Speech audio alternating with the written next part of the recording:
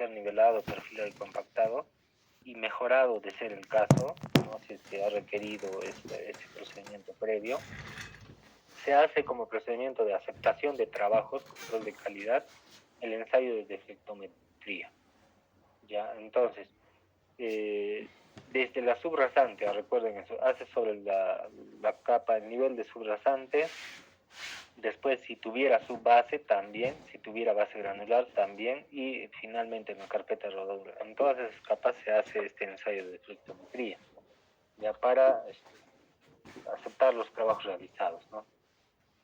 Ya, ¿dónde vamos a encontrar este tema? En especificaciones técnicas generales, en la EG, que es procedimiento constructivo, que ahí están los controles, el control como tal. Decía ahí deflectometría, ¿no? O control de deflecciones.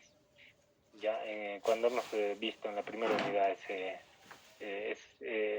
documento, ¿no? Esas especificaciones, esa normatividad. En el manual de carreteras, suelos, geología, geotecnia, también suelos, sección suelos y pavimentos. ¿Qué vamos a sacar de ahí? Tenemos que sacar para determinar la deflexión admisible, ¿no? ¿Cómo es que vamos a obtener la deflexión admisible? Ahí está, ¿ya? Entonces, entre otros datos más, ¿no? Que vamos a encontrar ahí. Manual de ensayo de materiales, también hay el ensayo NPC E1001, ahí se especifica, pues, ¿no? Los requerimientos para hacer ese ensayo. Al igual que hay para el ensayo de granulometría, igual hay, pues, ¿no? Para este tema de deflectometría. Ya, el MTC E1002, con esa denominación está en ese manual. Enseguida tenemos los principios del diseño de pavimentos, respuesta, comportamiento. Esto es algo general para complementar, ¿no? Aunque en apariencia las estructuras de pavimentos son simples, son en realidad muy complicadas o complejas, ¿no? Debido a la gran cantidad de variables que influyen sobre el comportamiento de esta estructura. Por este motivo, una gran cantidad de simplificaciones debe ser hecha a fin de analizar la respuesta y comportamiento de un pavimento. ¿Ya? Para analizar esa respuesta, ese comportamiento del pavimento, es que se hace este ensayo de Viga-Benkel. ¿Ya? ¿Cómo está su comportamiento? ¿De qué tipo? En este caso va a ser comportamiento estructural, ¿ya? Como estructura de pavimento, cómo se está comportando. El comportamiento superficial se va a analizar mediante el PCI. ¿Ya? Entonces, eso hay que tener en cuenta también. La respuesta estará dada en términos de esfuerzos y deformaciones en este caso, ¿no? En cada capa de pavimento. Por eso es que les decía, desde la subrastante ya se hace este ensayo. ¿Ya? El comportamiento en términos de condiciones estructurales, ¿no? La parte estructural, ¿no? Se analiza con Viga-Benkelman. Y funcional son obtenidos a partir de relaciones empíricas, estructural y funcional, ¿no? Con la respuesta al pavimento y el grado de deterioro. Las deflexiones producidas en la superficie de un pavimento flexible por acción de las cargas siempre, pues, ¿no? Tú sometes a la carga a una superficie y esta se va a deformar, va a ocurrir lo que es una deflexión. Como en las vigas, pues, ¿no? En las vigas estructurales, en una edificación, ¿no? ¿Qué es lo que sucede cuando tú colocas una carga por encima? ¿No? Ocurre una deflexión, ¿no? De repente es imperceptible al ojo humano, pero sin embargo, esta ocurre, ¿ya? Entonces, por acción de cargas vehiculares, en este caso se va a dar este fenómeno. Pueden ser determinadas haciendo uso de deflectómetros, ¿no? Tales como el denominado Viga-Benkelman, que en este caso sería el equipo, digamos, tradicional que se utiliza para determinar esta deflectometría. Ya, es el equipo tradicional. Ahora, actualmente existen deflectómetros de impacto, por ejemplo, que te sacan los resultados con mucha mayor rapidez, ¿ya? Pero, sin embargo, estos tienen un elevado costo. Por eso es que no se está aplicando, o por lo menos las empresas grandes nada más la tienen, pues no tienen dentro de su equipamiento deflectómetros de impacto. Ya, entonces, pero lo convencional, ¿no? Al igual que el IRI, pues, ¿no? Hay rugosímetros también de otros tipos, no solo es el rugosímetro Merlin. Se ha dicho hasta que con celular se puede sacar, pero otra cosa es la confiabilidad de los resultados, ¿no? Eso todavía está por verse, por eso está aceptado, digamos, que se haga rugosidad con, que se determine el IRI con el rugosímetro Merlin, eso ya está aceptado, pues, ¿no? Pero sin embargo los otros no es de mucha confiabilidad. Habría que demostrar previamente que sí sirven y te dan resultados confiables para poder ser implementado en una obra. Ahí la importancia de realizar trabajos de investigación al respecto, ¿no? Igual acá, deflectómetros de impacto también existen y la viga Benkelman como un método tradicional, ¿ya? Entonces, llamado así en honor al ingeniero A.C. Benkelman, era su apellido, ¿no? Quien la desarrolló en 1553, es bastante antiguo, como parte del programa de ensayos viales en Estados Unidos, ¿no? Desde entonces su uso se ha difundido ampliamente, ¿no? En proyectos de evaluación estructural de pavimentos flexibles, tanto por su practicidad como por la naturaleza directa y objetiva de los resultados que proporciona. Ya, ¿qué más? A ver, el deflectómetro Benkelman funciona según el principio de palanca, ¿no? Es un instrumento completamente mecánico y de diseño simple. Según se esquematiza en la figura que vamos a ver a continuación, no, la viga consta esencialmente de dos partes. Una parte que se denomina cuerpo o sostén, que se sitúa directamente sobre el terreno mediante tres apoyos. También tiene tres apoyos como el IRI, pero es completamente diferente, pues, ¿no? Dos delanteros apoyo fijo y un trasero regulable, ¿ya? Regulable es el posterior. Dos, un brazo móvil acoplado al cuerpo fijo mediante una articulación que va a tener un pivote ahí, ¿no? Uno de cuyos extremos se apoya sobre el terreno en el punto D, debajo de las ruedas de los vehículos. Del vehículo, en este caso, con el que se hace el ensayo, que es un camión tipo C2. Y el otro se encuentra en contacto sensible con el vástago, ¿no? De un extensómetro. Con un extensómetro va a estar unido de movimiento vertical, el punto E. Ya, entonces, acá el funcionamiento consiste en lecturar un extensómetro que nos va a dar prácticamente la deflexión que se está dando en ese lugar. Obviamente no nos va a dar en un inicialmente la lectura ya digamos de deflexión. No hay que hacer alguna operación dependiendo de si de cuál es la composición de la viga. Hay una corrección que se tiene, un par de correcciones que se tiene que aplicar en este caso, ya para la obtención de los resultados finales, y hay que hacer un procesamiento también, pues, ¿no? Utilizando algunas ecuaciones que vamos a ver más adelante. Esa es la viga, ¿no? Como es, en nuestra escuela tenemos la viga Benkel. Lo van a ver ustedes o van a tener oportunidad de sacarlo de repente en curso de conservación vial, ya que también se utiliza este ensayo, ¿no? El problema para su demostración sería que no tenemos el volquete, ¿no? El camión volquete o el vehículo tipo C2, que en este caso es un volquete pequeño, ¿no? Un eje simple delantero y uno simple posterior. Ya no se cuenta con ese volquete. Ese sería el inconveniente. Pero si hay la posibilidad de alquilarse ese volquete por un día, no sé, unas horas, se puede hacer el ensayo, ¿no? Sacando la viga Benkelman de la escuela, ¿ya? Para propósitos de tesis, de hacer investigaciones, también se solicita a la escuela, dirigido al encargado responsable del equipo, ¿no? Que en este caso me parece que sigue todavía está a cargo del laboratorio de mecánica de suelos. No sé si ya lo habrán pasado a transportes, ¿no? Porque no se tenía habilitado el laboratorio de transportes. Ahora sí, están haciendo ensayos, incluso tesistas están haciendo ensayos que tienen que ver con asfalto, pruebas con asfalto, ensayos de laboratorio. Ya, entonces, sea cual sea el laboratorio que esté a cargo, se puede solicitar esta viga Benkelman para propósitos de investigación, ya si es que tienen pensado hacer. Ahora, ¿qué más? Eso es la descripción gráfica de lo que se ha mencionado teóricamente en la diapositiva anterior, ¿no? Que se tiene un extensómetro que es un dial que nos va a marcar acá una lectura, un vibrador, ¿no? El cuerpo fijo que está en esta parte, todo es el cuerpo fijo, su apoyo A, su apoyo B, y este es el brazo móvil, la parte delantera, ya que se va a mover de acuerdo a una calibración que nosotros le hagamos con estas dos perillas, ¿no? Tiene que estar apoyado y acá tiene que estar rozando el suelo, una vez que ya esté acá la rueda del vehículo.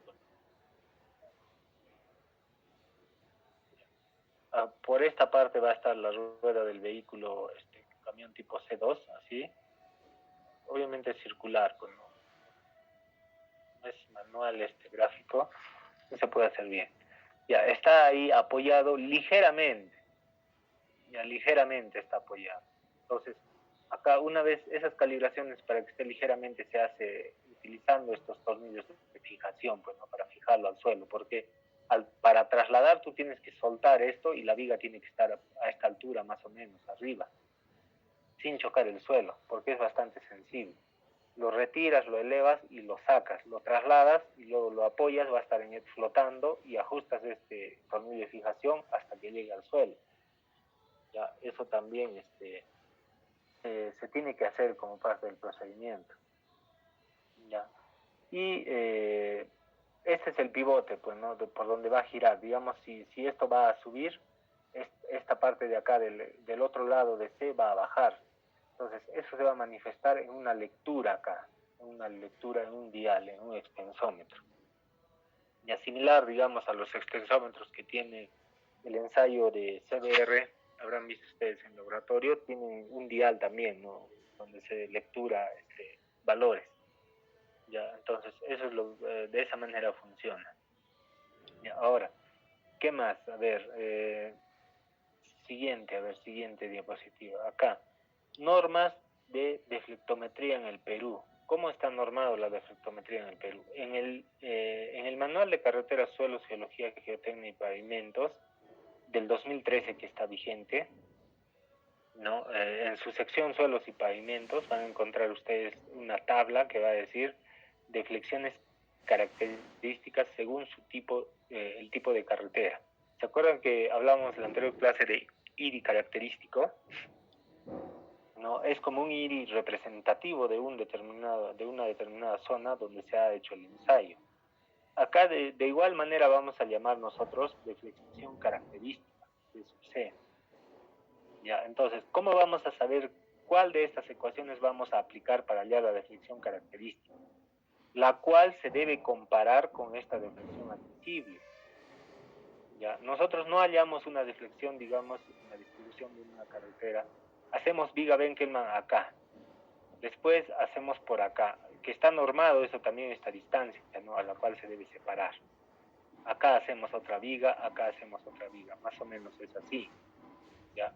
Entonces, esta separación de acá debe tener 50 metros. Vamos a ver, de repente están en estas diapositivas, pero ya por normatividad, digamos, se establece que debe ser la separación 50 metros. Acá 25 más o menos, a la mitad de acá, ¿no? Pero en el otro carril. ¿No? Así, de esa manera. Este es el carril de ida y este es el de vuelta. Esa es la distribución. Y vas avanzando acá, pues, ¿no? Otros 50, otros 50, acá 50. Vas avanzando.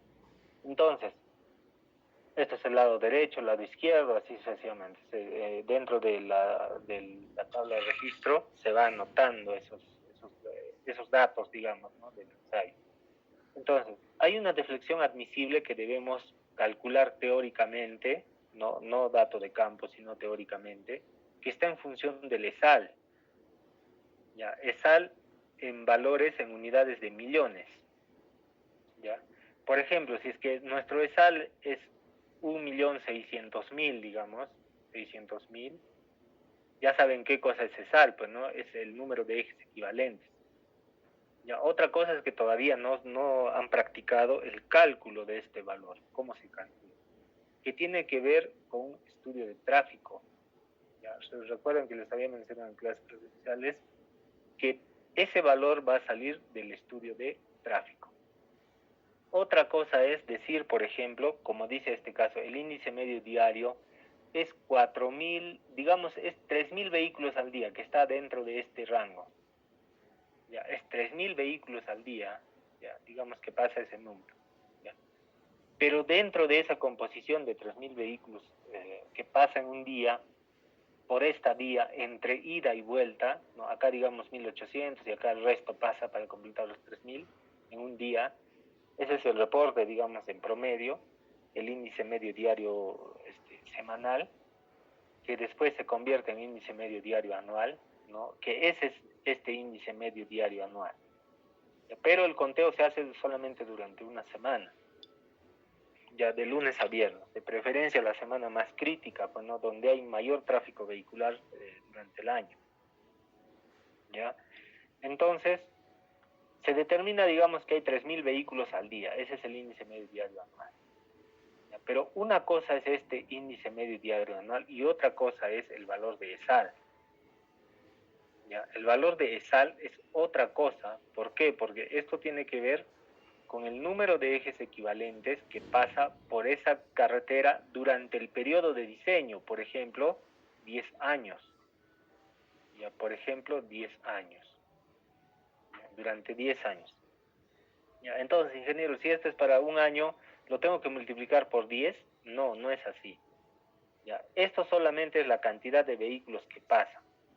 Otra cosa es que tú clasifiques qué tipos de vehículos han pasado por esa carretera dentro de los 3.000, ¿no? Que han pasado durante un día, que pasa durante un día, que es bastante, por cierto, ¿no? Una carretera varía dependiendo del tipo de carretera. Una autopista se pasa mucho más, ¿no? La autopista de primera clase. ¿Ya? Y en esa de tercera clase pasa mucho menos, entre 201 y 400 nada más vehículos al día. ¿Ya? Entonces, pero otra cosa es que dentro de estos 3.000 pasen vehículos ligeros, ¿no? Vehículos ligeros, pasen también camiones, ¿no? Camiones. ¿Ya? Entonces, ¿cuál es la diferencia entre un vehículo ligero? Estamos hablando acá de taxis, vehículos, autos, pues no, autos se llaman, ¿no? Dentro de la clasificación, no es taxi, pues, es auto. ¿Ya? Vehículo ligero es la pick-up, por ejemplo. ¿Qué es la pick-up? La camioneta 4x4. La Hilux, por ejemplo. Y entre otras marcas, pues no tampoco se clasifica por marcas, sino se dice pick-up. Son todas las camionetas. Los vehículos rurales también, pequeños. ¿Ya? Entonces, todos esos vehículos están clasificados acá dentro de vehículos ligeros o livianos. Los camiones, tenemos camión tipo C2, tenemos camión tipo C3, ¿no? Tenemos hasta C4 ahí, hasta C4. ¿Ya? Entonces, estos son camiones. Este de acá tiene en su eje posterior un nada más, un eje. Así es el vehículo, ¿no? Un volquete, pues no prácticamente, un volquete.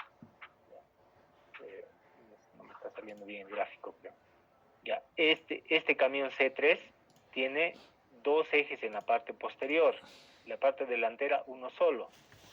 ¿Ya se dan cuenta de la diferencia?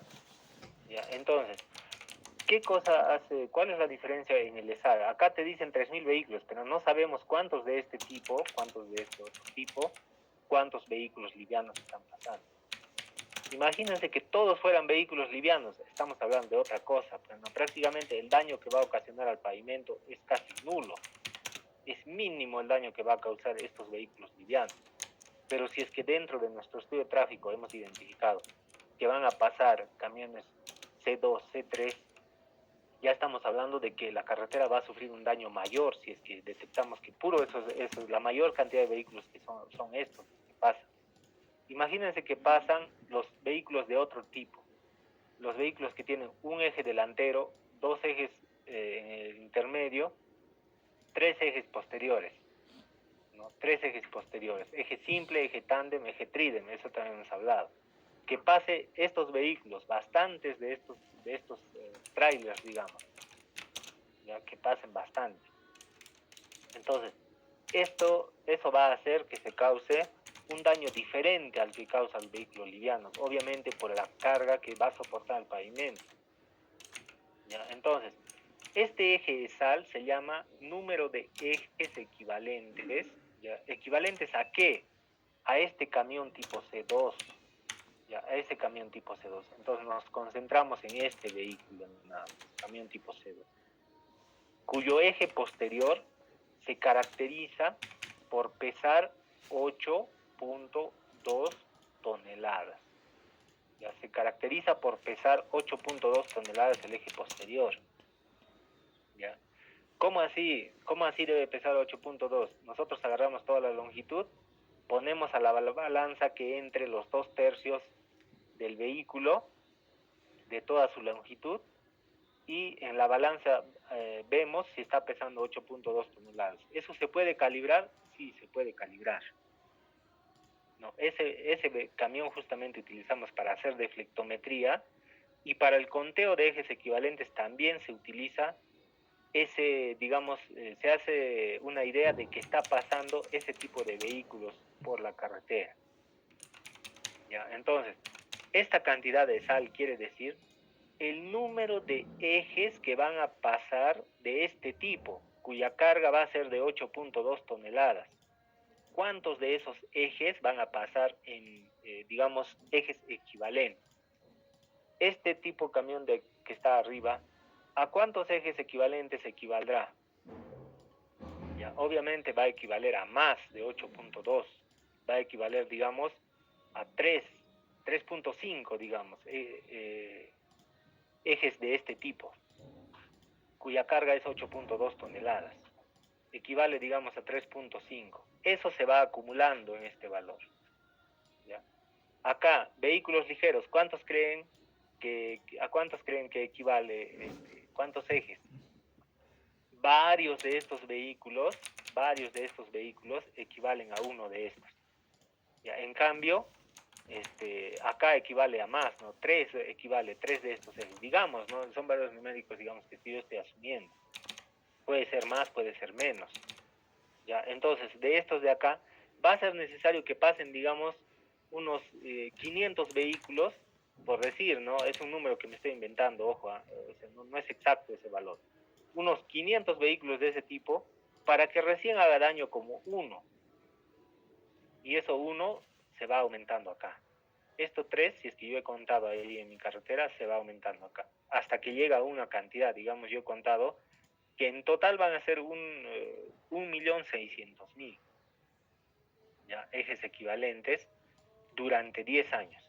Tengo que analizar durante el periodo de diseño. ¿Ya? Entonces, es un factor de equivalencia, de ejes equivalentes a una carga de 8.2 toneladas. En un eje nada más.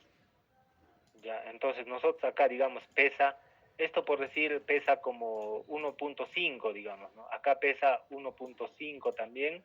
De estos ejes es como si fuera eso. Y acá como si fuera 0.5, digamos.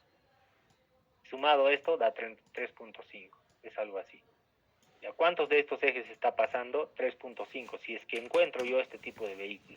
Pero si encuentro esto, se va a tener que pasar cientos de vehículos para que recién hagan daño como uno de estos ejes.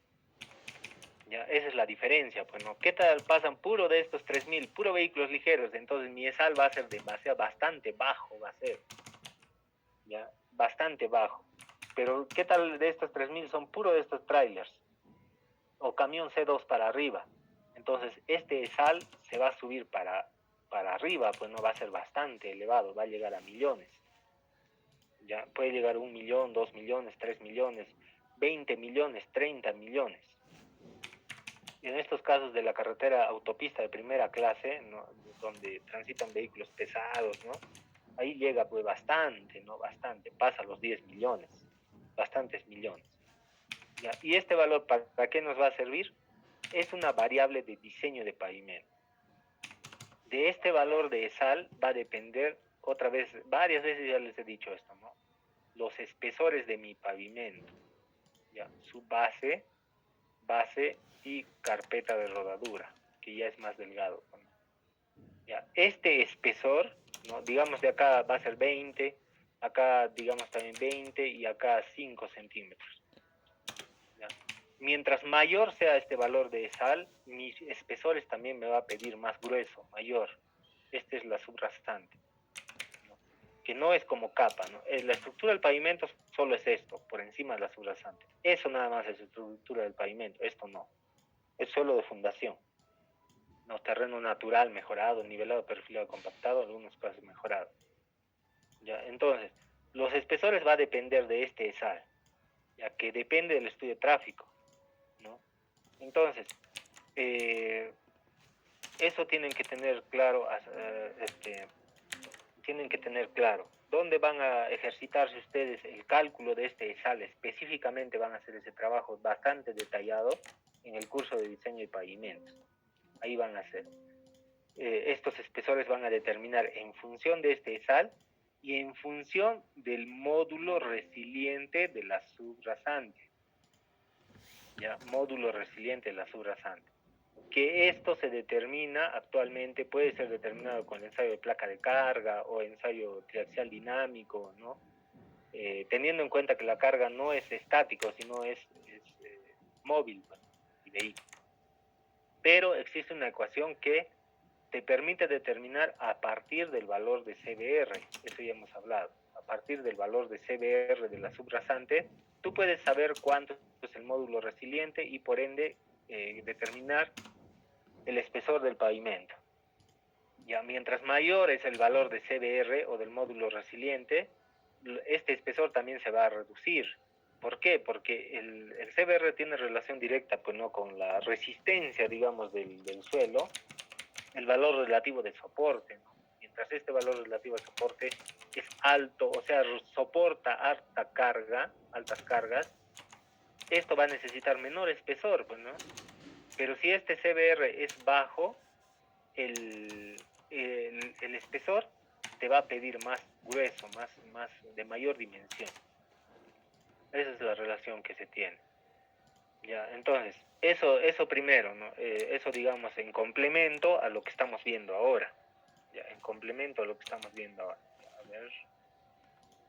Ya, voy a volver a presentar porque ya se ha hecho mucha escritura, mucho lápiz. Listo, entonces eso es lo primero que debe tener en cuenta. Ahora, ¿por qué les he hecho todo ese detalle? Porque acá en este cálculo entra lo que es el SAL. Aparte de ser utilizado para temas de diseño, este SAL se va a utilizar para lo que es el cálculo de la deflexión admisible. Si es que tenemos 1.600.000, entonces lo que tenemos que utilizar como factor n, ¿no?, en este caso sería 1.6, porque es 1.6 por 10 a la 6, pues, ¿no? A las 6. Este mouse no está fallando. A las 6. Ya, entonces, esto es millón. Entonces, como es expresado en millones, solamente utilizo 1.6. Acá ingreso 1.6, si es que fuera el caso. Y me va a salir un valor acá numérico. Entonces, esa va a ser mi deflexión admisible. Imagínense que salga 110, digamos.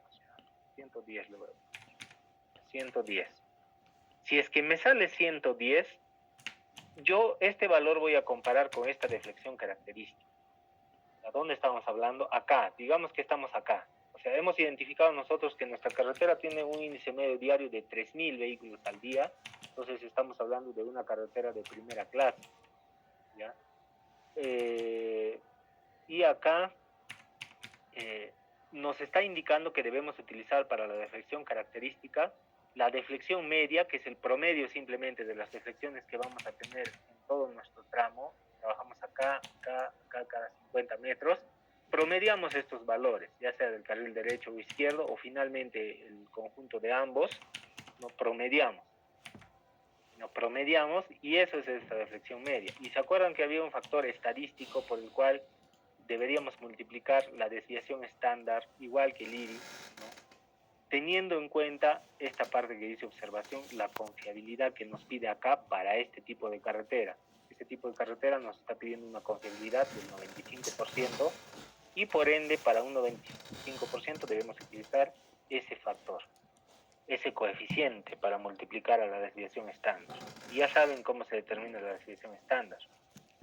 Ya, entonces, De esa manera sencilla se determina la deflexión característica, que es bastante similar a la determinación del IRI característico. ¿Ya? Entonces, como ya he identificado todo esto y voy a utilizar esta fila, ¿no? Ya tengo mi deflexión característica. Imagínense que ese valor me diera 98. Y en un segundo caso, digamos, en otro digamos, en otro tramo de carretera, me diera 115, ya, por decir esos valores. ¿Qué es lo que está sucediendo acá? Yo tengo que comparar con esta deflexión admisible. Este tramo de carretera, ¿pasará o no pasará el control?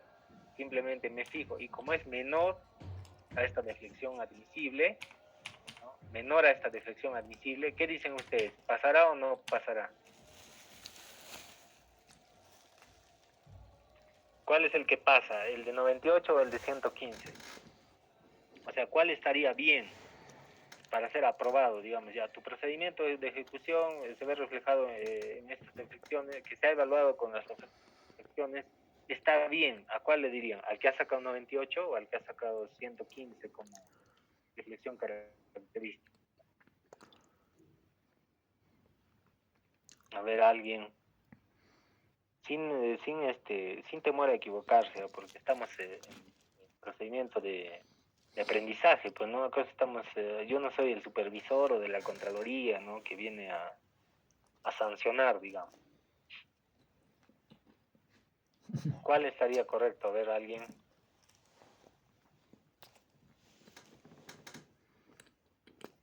¿Nadie? ¿O no me están escuchando? A ver, vamos a ver. No.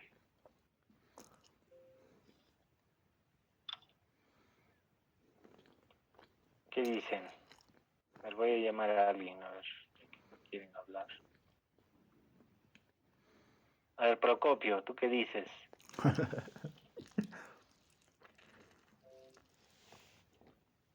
La A, ingeniero, la A. La A. O sea, ¿qué quiere decir la A?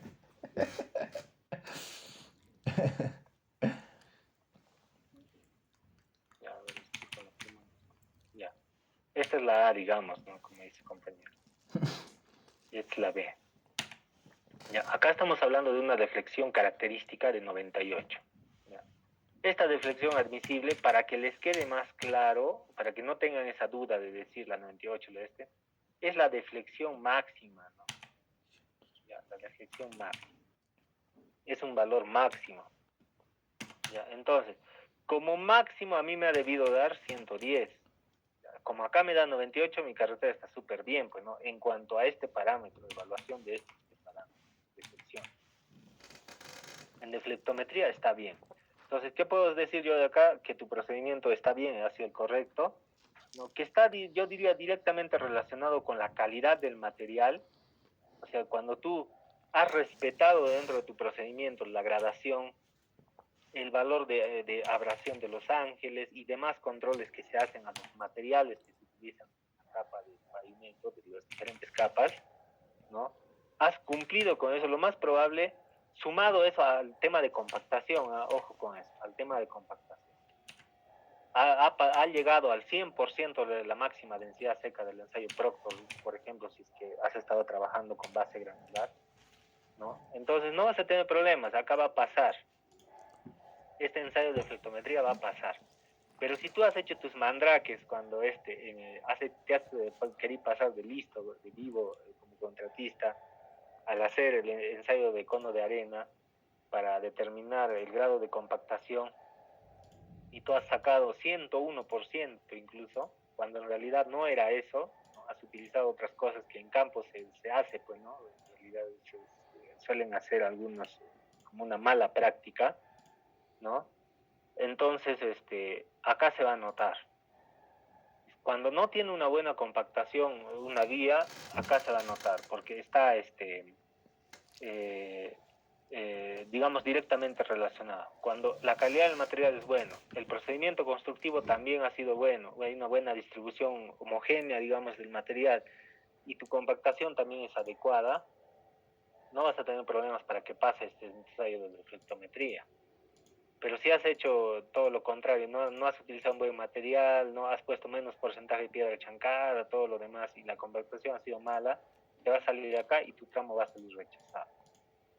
¿Qué decía en el control de calidad? Si es que no pasa esto, el contratista tiene que hacer los ajustes necesarios a su costo y riesgo hasta que pase este control.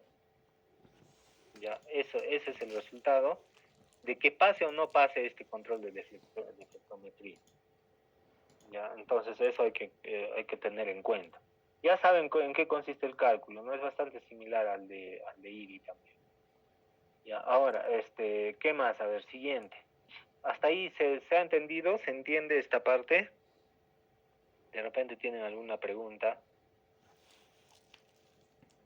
Hasta ahí referido al tema de deflexión admisible, el cálculo de la deflexión característica, que también se va a detallar en un formatito, ¿no?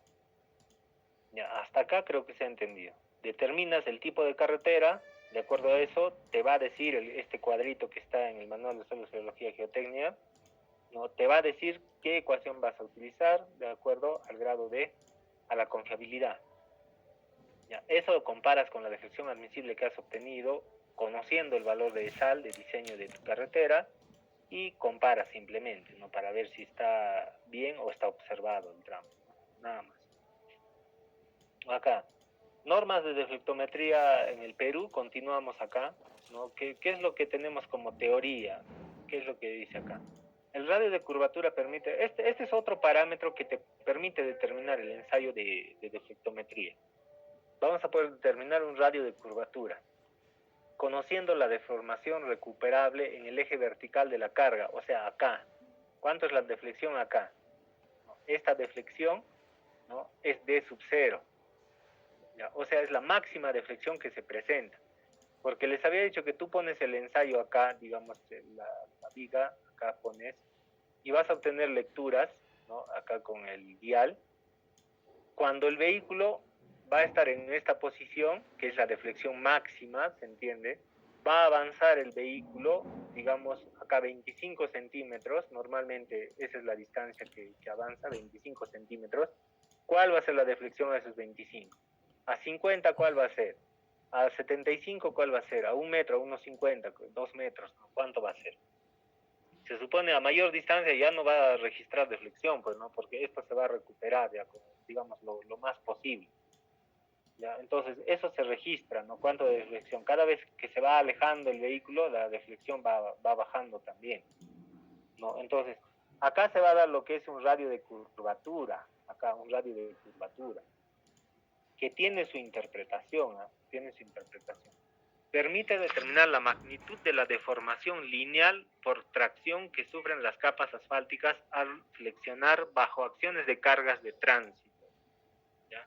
Y la ecuación que nos va a permitir determinar este valor es esa ecuación. Algunos también está con el doble de esto, pues no, 6,250, si no me equivoco, así el doble de esto, entre 12, no sé por qué lo ponen así, ¿no? Si fácilmente lo pueden dividir acá, 2 veces la deflexión, deflexión inicial o la máxima deflexión, ¿no?, menos la deflexión a 25 centímetros. ¿Ya?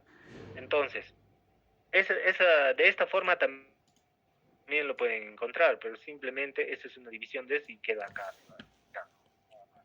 Pero en alguna bibliografía lo pueden encontrar de esta manera, que es prácticamente lo mismo. Es lo mismo, ¿no? Donde R sub C es radio de curvatura, deflexión recuperable en el eje vertical, o sea, en este eje, esa es la deflexión máxima, ¿no? En todos los casos, es lo máximo que puede tener, se puede presentar esa deflexión. Deflexión recuperable a 25 centímetros del eje vertical, acá a 25, hasta acá. Entonces, ese radio de curvatura es el que se analiza. ¿Ya? Por ejemplo, acá nos está diciendo deflexión y analizamos la longitud. Esta es una interpretación, ¿no?, cómo más o menos nos va a dar la curva. Cuando tenemos una deflexión baja, o sea, no es muy profunda a comparación de esta, ¿no? Fíjense el último gráfico, es bastante alta la deflexión, esa es la diferencia. Va subiendo un poco más, va subiendo, ¿no? La deflexión se analiza acá. Acá es alta la deflexión, como esta, ¿no? Alta la deflexión, pero sin embargo, acá para analizar trabajamos con la longitud más. ¿Qué longitud? ¿Hasta dónde es su influencia de esa deflexión? Porque otra cosa es cuando tú pones la carga, la deflexión se forma así, ¿no? Y cuando pones la carga y todo se distribuye uniformemente, ¿no? Entonces puede que tu deflexión se presente de esta manera, así, más extenso, esta línea, extenso esa longitud, ya, esa longitud extenso, más que esto. Ya, esto quiere decir que está mal el pavimento. Vamos a ver su interpretación. ¿Cuál es la diferencia entre cómo se presenta, pues, ¿no? la forma? ¿Ya? Cuando tenemos una deflexión, digamos, baja y alta longitud, o sea, esto es largo, ¿no? Longitud de influencia, si se le puede llamar así. Curva extensa, poco profunda. Una curva extensa y es poco profunda. ¿No? Estamos hablando de que si presenta esas condiciones, en nuestra investigación, digamos, detectamos eso, o en nuestro control de calidad detectamos eso, podemos llegar a la conclusión de que se trata de un buen pavimento y que la subrasante también es buena subrasante. Esas dos conclusiones podemos sacar, si tenemos esos datos, esta forma. Si también encontramos en este otro caso, ¿no?, que es grande la deflexión, alto la deflexión, y también es alto la longitud de influencia, ¿no?, curva extensa, ¿no?, y profunda, ¿no?, extensa y profunda. Estaríamos hablando de un buen pavimento, ¿no?, porque el pavimento se está distribuyendo en una longitud larga, ¿no? Cuando es puntual no es bueno, ya no es bueno el pavimento. Cuando es extenso, sí, pues no, porque está resistiendo cargas, toda esta zona está resistiendo la carga. Y estaríamos hablando de una mala subrasante. Buen pavimento, pero mala subrasante. ¿Qué es lo que va a suceder con este tipo de curva? Es que el pavimento en la parte superior, digamos, está bien construido, todo ello, todo lo demás, y no va a sufrir daño. El daño se va a generar desde abajo, ¿no? Desde abajo se va a generar el daño. Entonces, ese es un problema, ¿no? Es un problema. De nada te sirve tener un buen pavimento en la superficie y que tu subrasante sea mala, entonces va a causar ese daño en la parte inferior, se va a reflejar arriba y tu pavimento se va a dañar prematuramente. No es bueno que se presente este tipo. ¿No? Eso es lo ideal, pues, ¿no? Buen pavimento, buena subrasante. ¿Ya? Acá, bajo esta deflexión y bajo también la longitud, ambos bajos. Dice, también, acá podríamos decir que va a ser bueno, ¿no? Pero en realidad no es así. Cuando se presenta ambos bajo, ¿no?, la curva corta, poco profunda, estamos hablando solamente de un mal pavimento y en este caso la subrasante es la que es buena subrasante. ¿Ya? Eso, si es que analizan el CBR, si hacen un ensayo destructivo, debería tener un valor alto de CBR de subrasante. Ya, pero el pavimento, por procedimiento constructivo, por el material que se ha utilizado, es malo. Ya, eso quiere decir si es que tenemos ese tipo de resultados. Alto, bajo acá, alta deflexión, ¿no? Y baja longitud, o sea, no se extiende mucho. Esto es la peor condición que se podría dar. Ya, alto y bajo acá, corta longitud, ¿no?, de influencia, digamos. Curva corta, profunda, mal pavimento, mala subrasante. Ambos son malos. Esta es la peor condición y hay que evitar de todas maneras que este tipo de pavimento. Si es que nos da esto, habría que de tener cuidado, pues, ¿no? Porque esto va a tener un daño bastante prematuro. No va a durar a lo largo del tiempo o durante el periodo de diseño. Ya, de los 10 años, de repente va a pasar medio año o un año y ya va a estar en malas condiciones. Ya, hay que tener cuidado con esto. Ya, entonces, todos estos resultados va a depender, les repito, del tipo de material que ya hayamos utilizado, ¿no?, y del procedimiento constructivo también, ¿no?, referido específicamente al tema de compactación. ¿Ya? Entonces, si nosotros hemos utilizado un buen material, y hemos hecho el procedimiento correcto, ¿no? De todo en general y especialmente el de compactación, no vamos a tener problemas acá. Nuestro pavimento nos va a dar de este tipo en nuestro ensayo de deflectometría. Y obviamente nuestro pavimento va a ser aceptado, está bien, ¿no? Y obviamente no se califica con esto. Esto es un poco más, su aplicación es para investigación, pero nos da nociones, ¿no? Cómo está nuestro pavimento. Ya nosotros en control de calidad en una obra simplemente nos vamos a limitar a lo que es la deflexión admisible y la deflexión característica. Comparamos, pasa el tramo, si pasa, está bien, ya que se le pague al contratista, ¿no? Y obviamente aparte de esto también podemos sacar como conclusión, ¿no? Ya en temas de investigación.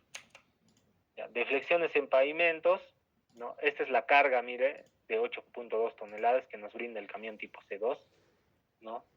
Existe 3 tipos de deflexiones. Acá nos habla de 3 tipos de deflexión. D sub R, que es la deflexión, DT, deflexión total, producto de la carga. De acá del eje posterior del camión tipo C2, que pesa 8.2 toneladas. Una deflexión total, ¿no? Que es la suma, se supone, de estos dos. Bueno. La primera es deflexión recuperable, ¿no? Esta parte hablamos que tiene de una parte elástica, ¿no? Al retiro de la carga. ¿Qué cosa es elástico? ¿Cuál es su propiedad principal? Que se puede recuperar a su estado inicial, ¿ya? Pero cuando sucede esto, no toda esta deflexión que ha ocurrido al someter a una carga, a esta carga de 8.2 toneladas, se va a recuperar. Hay una pequeña fracción que es imperceptible, ¿no? Pero ocurre cada vez que pasa que se le somete a esta carga, por eso los pavimentos se dañan, ¿no? Mientras menor sea este valor, es mejor, pues, ¿no? Ya, es mejor. Mientras más la deflexión recuperable tienda a tener la misma longitud de deflexión total, es mejor. Ya, esta deflexión es la deflexión permanente o residual, la que va a quedar. Ya, o sea, no se va a poder recuperar en su totalidad el pavimento, sino va a tener una pequeña deflexión permanente que ahí va a quedar.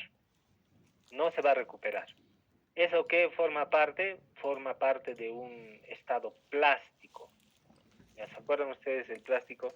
Hasta cierto, o sea, no es recuperable, pues no como la parte elástica, cuando es elástico. Se recupera. Cuando es plástico, se recupera, pero no en su totalidad. ¿Ya? Entonces, esta zona no es recuperable. ¿Ya? Esta zona es elástica, sí se recupera hasta ahí, pero el pavimento inicialmente era hasta acá, fíjense. Eso es exagerando, pues no se supone que debe haber una línea imperceptible entre estas zonas. Ya, entonces, lo ideal es que nuestro pavimento se recupere lo más posible. Si es que se recuperase todo, mejor, pues no, eso es totalmente ideal. Quiere decir que nunca se va a dañar, pues no, eso es un estado ideal, digamos, cosa que no va a ocurrir. Siempre va a haber una pequeña fracción que no se va a poder recuperar, ya que es lo que se quiere evitar, por cierto. ¿Ya? La deflexión DR es la medida que concentra la mayor atención porque ella está asociada a las fallas por fatiga. ¿Ya? Refleja el comportamiento o performance del pavimento. ¿Ya? Pero fíjense acá, ¿de qué se trata de la falla por fatiga o qué quiere decir? Prácticamente la fatiga, para que me entiendan, no sé, yo lo relaciono con la palabra cansancio, ¿no? La fatiga. ¿A qué quiere decir eso? Que les estoy diciendo que prácticamente el pavimento también se cansa, ¿ya? Sufre fatiga. Entonces, por donde pasa la rueda del vehículo, que es por acá aproximadamente, y la otra por acá, digamos, si hago un corte yo acá, se va a dar lo que es la falla por fatiga. Estamos en el lado derecho acá. La rueda del vehículo va a pasar por acá y la otra rueda va a pasar por acá. Esta es una falla por fatiga, por ejemplo, que se llama ahuellamiento. Tantas veces pasa por acá, por esa misma zona, que el pavimento se cansa y ya no soporta la carga, y será lo que es el ahuellamiento. Esas marcas que deja el vehículo es una falla por ahuellamiento, que también es una falla por fatiga. Yo le llamo por cansancio. Tantas veces, unas cuantas veces, soporta, no pasa nada con el pavimento, no se deforma. Pero tantas veces pasa, ¿no? Demasiadas veces pasa, digamos, para la cantidad de veces que pasa no ha sido prevista, ¿no? ¿Eso qué quiere decir? Que el ESAL, por ejemplo, el número de ejes equivalentes, que realmente, ¿no?, ha pasado en el vehículo es 2 millones, pero tú has trabajado con 1.5, digamos. Cuando lo real ha debido ser esto, pero tú has considerado 1.5. Ha pasado más cantidad, está pasando más cantidad de lo que realmente soporta tu pavimento. Entonces lo has hecho cansar, pues, ¿no? Y obviamente se da esa deformación, esa falla por fatiga. ¿Ya? Entonces de eso se trata, por ejemplo, ¿no? Fallas por fatiga, ¿ya? Por exceso de ejes equivalentes que ha pasado, ¿no? Prácticamente es eso. Exceso de repeticiones de carga, ¿ya? Porque esta carga no podemos decir exceso de carga, porque la carga solamente está un momento, es móvil. Pasa por ahí y se va, ¿no? Se va así. Es exceso de repeticiones de carga, ¿ya? Ahora, acá tenemos, digamos, la configuración geométrica del sistema de carga, ¿no?, de viga Benkelman. Acá está la viga que les había mostrado, los tornillos para ajustes, su vibrador, su extensómetro que se tiene que lecturar, ¿no?, que está con un patín, móvil, ¿no?, acá. ¿Qué más? A ver un momento. Ya estamos bien. Ya. Y acá tiene un apoyo. Esto es lo que se va a mover ya sea para arriba o para abajo. En un primer estado, como va a generar una deflexión, va a estar acá apoyado. Y la rueda también obviamente va a estar acá. Pero el pavimento en realidad está acá, esta superficie. Y esta es la deflexión que se genera, que es mínima, ¿no? Es casi imperceptible. Ya, por eso las unidades, esos 101, nadie me ha preguntado, ingeniero, esos 110 que usted ha dicho, ¿en qué unidades estará? ¿O es adimensional? No, entonces, esas unidades es 110 por 10 a la menos 2. Incluso esto es milímetros. Así está, crean, no crean, está así, es bastante pequeño. Sus unidades es por 10 a la menos 2 milímetros. Ya, entonces, obviamente luego de un procedimiento, ¿no? Las primeras lecturas que vamos a encontrar, nosotros no vamos a lecturar así bastante pequeño el extensómetro, sino hay que convertir.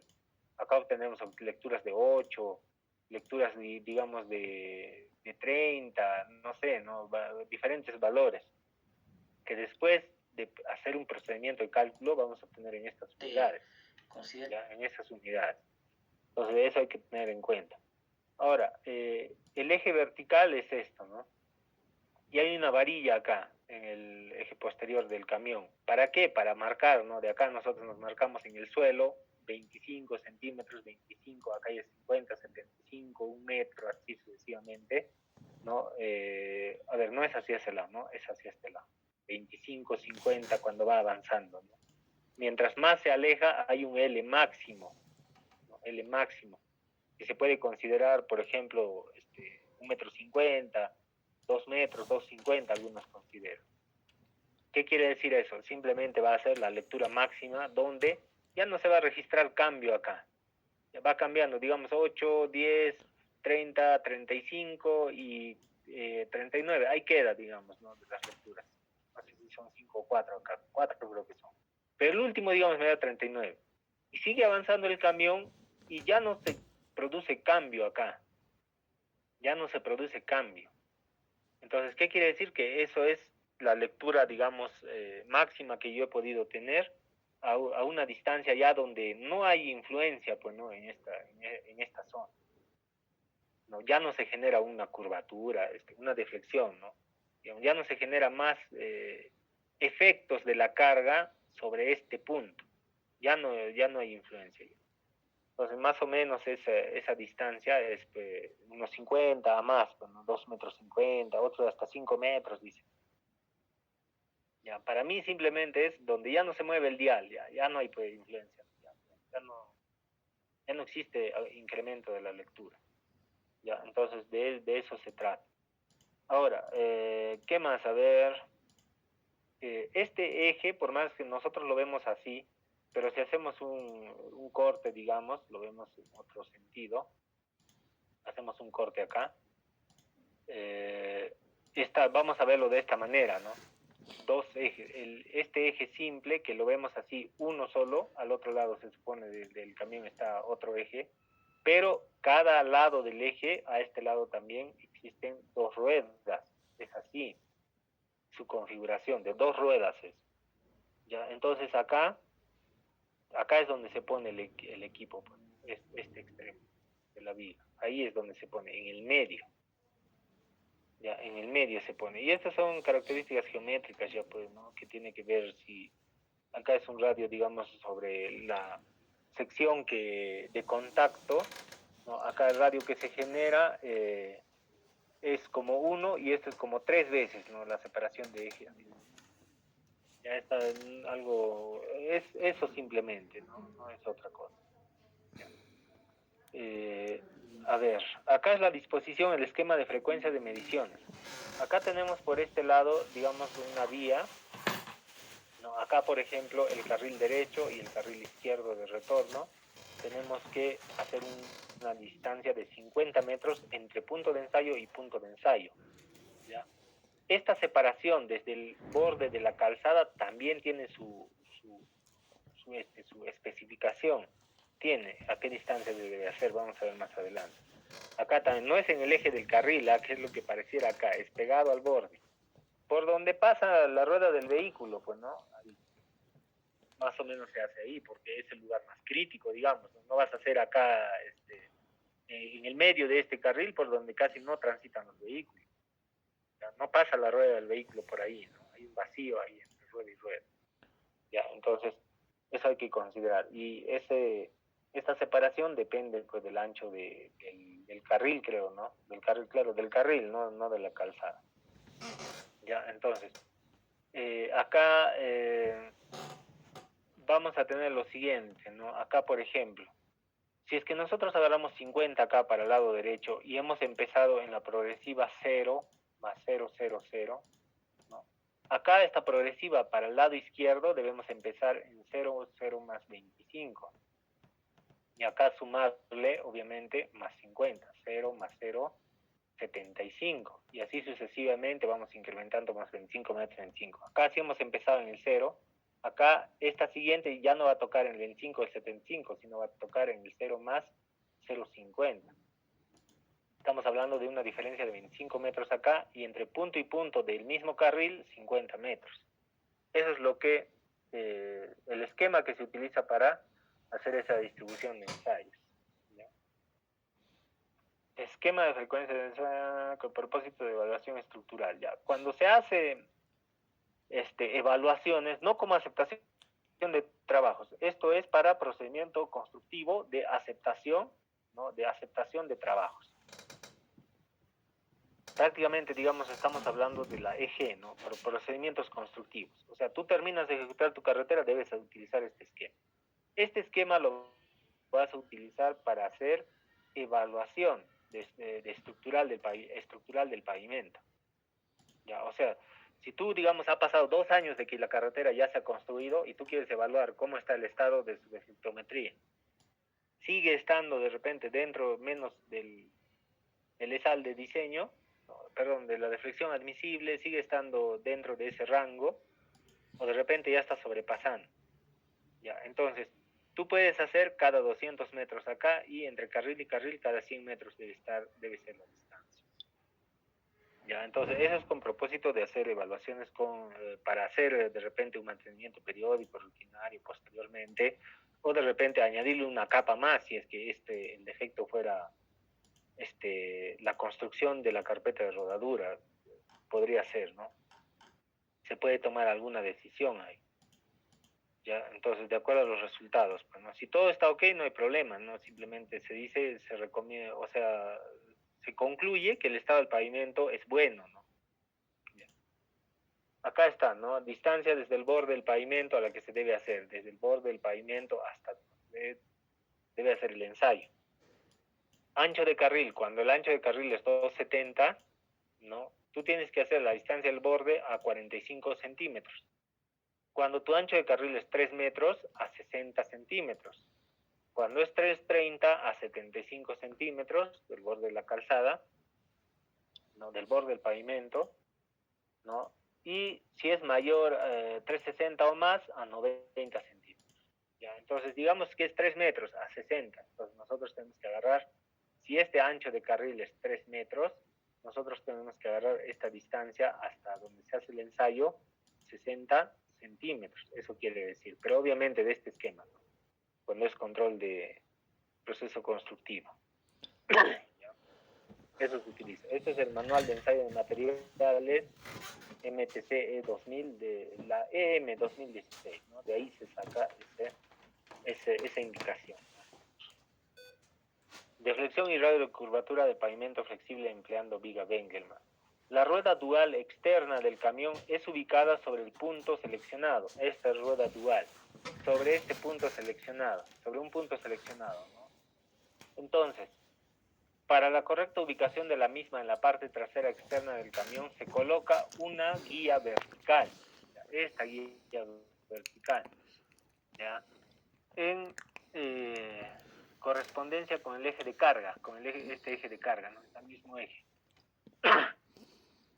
Desplazando lentamente el camión, se hace coincidir la guía vertical con la línea marcada a 60 centímetros. Se marca una línea a 60 centímetros, con eso debe coincidir la guía vertical del borde del pavimento. De modo que simultáneamente el punto a ensayar queda entre ambas llantas de la rueda. Este punto a ensayar quede entre ambas ruedas, pues, ¿no? Una vez instalada la viga en el punto de medición, se pone el dial en 0. Tú instalas el dial, digamos, ya está en la viga. Esto obviamente el camión ya se está retirando, ¿no? Pero cuando está en este estado, ahí, ¿no? Tienes que poner el dial en 0. Este dial que está acá se puede configurar, ¿no? Tienes una marcación acá, digamos, y la lectura al 0 está por acá, 0.0. Entonces, como tu dial es así, tú haces el giro horario hasta llevar esta lectura de 0 acá. Ahí lo pones y ahí la lectura que empieza en 0. ¿Ya? Entonces, cosa que tú vas a generar desde 0, ¿a qué valores más? Digamos 10, 20, ¿a qué valores llegará? Pues, ¿no? Ya, pero tienes que calibrarlo a 0. Eso manualmente se puede hacer. Ya, es cuestión de girar nada más en sentido horario, ¿no? O antihorario de ser el caso. ¿Qué más? A ver, ¿dónde está? Acá estamos, ¿no? Ya, se activa el vibrador, ya para que no haya pues, ¿no? Digamos, alguna variación. Activas el vibrador y si esto se mueve, lo vuelves a poner a 0, ¿no? Y mientras el camión se desplaza, la cosa es que esté en 0. Aún activado el vibrador. Activado el vibrador incluso tiene que estar en 0. Mientras el camión se desplaza muy lentamente, se procede a tomar lecturas conforme a la varilla vertical. La varilla vertical vaya coincidiendo con la primera, las marcas y las marcas adicionales. ¿Cada cuánto se hacen las marcas? Cada 25 centímetros. ¿Ya? Y una lectura final, ¿no? Una lectura final cuando el camión se aleja lo suficiente del punto de ensayo que el indicador del dial ya no tenga movimiento, lo que les decía, ya no se mueve. Registro que corresponde al punto de referencia con deflexión 0. ¿Ya? Entonces, eso hay que tener en cuenta. Acá, por ejemplo, está en un estado inicial, está debajo de la rueda. Por acá tenemos que está ya 25 centímetros alejado. ¿Ya? Acá por eso les decía que el mismo suelo o acá en la misma viga se marca cada 25 centímetros. ¿Ya? Y vas avanzando y el operador, este operador de acá, ¿no? Va fijándose en la varilla y va llegando a ese punto.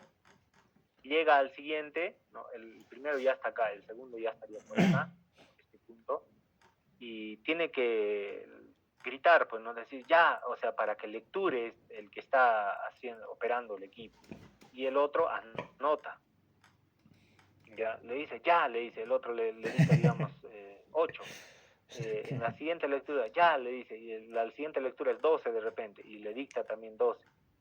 Eso tiene que ser rápidamente. Ya muchas veces, digamos, tiene que tener bastante capacidad de retención el que está haciendo la lectura. ¿Por qué? Porque, digamos, otros lo ven como más fácil memorizarse, digamos, la lectura 8, la lectura 12, la lectura 18, por decir, al lado, y el último 28, por decir. ¿Ya? Entonces, es más fácil que se memorice esto, digamos, en su mente, 8, 12, 18, 28, ¿ya? Porque el otro tampoco va a poder anotar tan rápido. Allá pasa, la primera lectura era 8, 12, 18, 28, ya está, a las 4. ¿Ya? Entonces, no puede ser esta lectura menor que esta, se van a dar cuenta en los formatos. Hay una lógica ahí. Ahí puedes detectar, pues no se están mandrakeando tus datos. ¿Ya? Entonces, eso es lo que se tiene que hacer, lecturar a 25, la primera lectura se supone que es 0, pues no, 0, eso ni se anota, ni se dicta, pues no, es 0. La segunda 25, después tenemos a 75, a 100, a unos 50, digamos. ¿Ya? Entonces, esas lecturas es la que se debe registrar y dictar acá, anotar. ¿Ya? Cada vez que va avanzando el vehículo. Entonces, pero ingeniero, ¿cómo hacemos avanzar el vehículo? ¿Lo empujamos? ¿Cómo hacemos? Tiene que encender tiene que estar, tiene que tener práctica el conductor. Tiene que ser uno bueno. Se recomienda que no se exceda los 10 kilómetros por hora, o la velocidad. ¿Ya? Mientras más se aproxime, digamos, a una velocidad menor, por decir, si fuera 5 kilómetros por hora, estaría excelente. ¿Ya? Pero lento, lo más lento posible y a velocidad constante. ¿Ya? No quiere decir que en un momento va a 5, luego a 10, así, ¿no? Si es que va a 5, todo el momento que vaya a 5. Si es que va a 6, todo el momento que vaya a 6. Pero mientras menor sea esa velocidad, es mejor. Porque le va a dar tiempo a este señor de acá que hace las lecturas, de poder lecturar de una manera eficiente, ¿no? Y que el dial, digamos, este dial no se gire como loco, pues, ¿no? Así, ya. ¿A qué lectura? A ver, ya, ha dicho, y el otro ni siquiera se ha dado cuenta en qué lectura estaba. ¿Ya? Entonces, de eso se trata. Para eso se pide o se recomienda que vaya a una velocidad constante, sí, pero la velocidad menor posible. Ya, la menor posible. Entonces, eso le va a ayudar a él para tener unas lecturas correctas, sobre todo de este intermedio. Porque el primero y este último, ya digamos, son los más importantes, pero este último es más importante que este primero incluso. Pero recuerden que tenemos que calcular el radio de curvatura y demás valores. Si es que esto, digamos, se asume nada más, bueno, lo más importante es esto, y esto le dan al tanteo, digamos, más o menos estaba por acá, no te va a dar un resultado confiable, digamos, de los demás factores que se calculan. ¿Ya? Entonces, eso hay que tener en cuenta también. ¿Ya? Mientras menor es la velocidad, es mejor. ¿Ya? Y obviamente ya les he hablado, ya les he dicho, está de más decirles que esto debe pesar 8.2 toneladas. ¿No? Eso, ¿desde dónde se cuenta? La balanza se pone acá, 2/3 partes de la longitud de todo esto, que más o menos es por acá. Ingresas a la balanza, porque digamos, la balanza que está en el suelo, eso, cuando yo he tenido oportunidad lo he hecho en la balanza que está en el grifo Los Pinos de la salida de Arequipa de Juliaca. Ya, entonces, pueden ir ahí, o si no, me han dicho que, ¿en qué parte? Hay, por donde hay peajes, no en todos los peajes, obviamente en el de Puno y Juliaca, por ejemplo, no hay. Algunos hay, pues, ¿no? Ya, en Progreso creo que me han dicho que hay uno. O no recuerdo dónde, ya. Otro en Desaguadero, así, ¿no? No es muy común que se tenga esto, pero si es que hay algún lugar que ustedes conocen, pueden acceder. Yo, eso es cuando he accedido a esto, ¿no? He tenido la necesidad, he hecho ahí, pues, ¿no? Donde me han dicho, donde lo primero que averiguar, ¿ya? Entonces, pueden hacer ahí. Algunas empresas ya tienen su pesaje, una balanza grande, digamos, considerable de piso, y ya lo hacen ellos mismos, pues. Ya, pero si no se tiene eso, no tiene la empresa la capacidad para adquirir esos equipos, tienen su camión, incluso ya especial, no lo utilizan para traslado agregado, sino especialmente para pasar viga que mantiene. Ya, entonces es cuestión de tener esos equipos, o si no, adquirirlos, pues, ¿no? Ya, entonces, te aseguras que tenga 8.2 toneladas y lo llevas a campo y haces eso, ¿no? Y eso, otra estrategia que puedes utilizar es cargar al camión, digamos, ¿qué es lo que hacen algunas empresas? Se crean hacen el vaciado de un bloque de concreto. Digamos, esto es el vehículo, ¿no? Un bloque de concreto. Y lo marcan dónde lo van a ubicar. Digamos, pegado acá a la tolva, lo normal es ponerlo por el medio, pues no lo marcan ahí en el suelo, digamos, del camión. Y se crean un bloque de concreto acá, con un gancho acá en la parte superior, pues, ¿no? Para que una maquinaria lo pueda enganchar y sacar. ¿Ya? Entonces, una grúa, no sé, ¿no? La cosa es que acá le ponen un aditamento para que se pueda sacar. ¿Ya? O desde el borde, ya depende del ingenio, pues, ¿no? Lo combinan con concreto y más. Mezcla, pues, ¿no? Acero más. ¿Ya? Entonces, ya saben cuánto debe pesar esto para que su eje finalmente pese 8.2 toneladas. Ya saben. Y si es que acá les ha fallado un pequeño cálculo, allá una bolsa de cemento más se le pone acá arriba, ya llega, digamos. Eso lo llevan al pesaje y lo pesan así. Y ya saben dónde tienen que ubicar esta estructura de concreto, ¿no? Para que les pese 8.2 toneladas y no es necesario que estén llevando a cada rato a pesar. Esa es una estrategia. Otro es cargarlo con agregado, hasta cierto nivel también, ¿no? Se pueden marcar incluso, pero tiene una menor precisión. Ya lo pueden llenar de agregado, algún agregado, ¿no? Y lograr que pese acá también, igual. Pero eso más que todo es para el momento nada más. Luego lo volteas el agregado. ¿Por qué es para el momento? Porque ustedes entenderán que el peso específico de los agregados varía, pues, ¿no?